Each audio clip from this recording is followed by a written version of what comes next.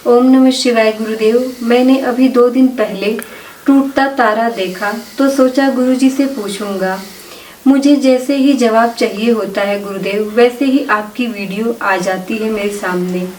भगवान और क्या टूटते हुए तारे को देखकर हमें कोई विश मांगनी चाहिए?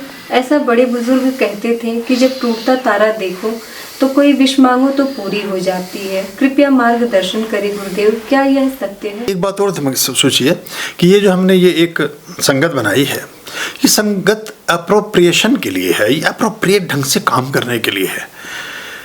एक प्रश्न के 4 उत्तर होते हैं, चारों करेक्ट होंगे, लेकिन एक अप्रोप्रिएट होगा। वो अप्रोप्रिएट समीचीन हमें नहीं आता, बस उसका एक मतलब वो होता है। आप वो समय, आप सारे दिन खाली हैं लेकिन आप काम की बात नहीं सुनना चाहते। ये पूरा ही सिलेबस है। ये सिर्फ आप ये चाहते हैं कि जो हमारा एग्जाम में हमारे इम्तिहान के दिन जो प्रश्न आएगा ना, बस उसका उत्तर बता दो। तो क्या आप शिक्षित हो सकेंगे? क्या ये चीटिंग होगी एक्चुअली एजुकेशन के साथ। अगर 5 प्रश्न जो लिखे जाए, उन 5 प्रश्नों को पढ़ाया जाए बस आपको, तो क्या आप विद्यावान होंगे? क्या आप विद्यावान ना हो सकेंगे? आपके पास नॉलेज नहीं होगी। उन 5 प्रश्नों के और छोर भी ना आप निकाल पाएंगे कभी। अगर कोई पूछ ही ले, चलो हमने कहा कि हम एक सवाल पूछेंगे हिस्ट्री का,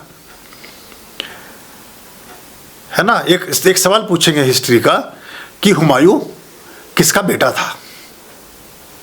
अब आपको इसको उत्तर भी लिख के दे दे कि बाबर का बेटा था, ये लिख देना, ठीक है। अब आपने उत्तर दे दिया, लेकिन मैं कहूँ बाबर किसका बेटा था या हुमायूं का बेटा कौन था, आप फंस गए। यह शिक्षा काम आती है। सिर्फ उतनी सी बात से उतनी देर का काम तो चला लोगे बस। लेकिन अगर किसी ने उससे आगे का वार्तालाप प्रारंभ किया, आपने कहा कि मैं देहरादून में रहता हूँ, किसी ने पूछा कि जगह का नाम क्या, उसने कहा देहरादून। आपसे पूछा आप कहाँ रहते हैं, आपने कहा देहरादून में रहता। बोले देहरादून के बराबर में जो रास्ता नीचे की तरफ गया वो कहाँ जाता है? बोले वह रास्ता भी है क्या कोई? अब आप देहरादून में नहीं रहते। तो ये जो चीज़ है, ये जो बहुत सारे लोग हमारे पास ऐसे आते हैं, बहुत सारे यूट्यूबर हैं, वो उनमें एक पास प्रश्न पूछ के उसका थोड़ा सा सार निकाल के सनसनीखेज एक अंक बनाएंगे और उसमें लोगों को और दिग्भ्रमित करेंगे जिसका कोई वास्ता संबंध किसी चीज़ से नहीं है।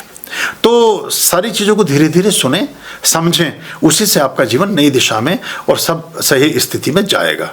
और ऐसे बिल्कुल व्यक्तिगत प्रश्न के लिए मैं उत्तरदायी भी नहीं हूँ। मतलब जैसे कोई एक आदमी सिर्फ एक सवाल पूछने आया है, उसके बाद रहेगा भी नहीं, रुकेगा भी नहीं, उसका धर्म के क्षेत्र में, धर्म के मार्ग पर उसका कोई योगदान होने जाने वाला भी नहीं है।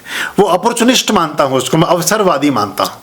तो वो धर्म के मार्ग पर कभी ठीक नहीं होते, वो बस ऐसे ही वो सब जगह ही पूछते फिरते हैं। ये भी एक बात है। तो इसलिए ऐसा रहता है। खुश रहिए।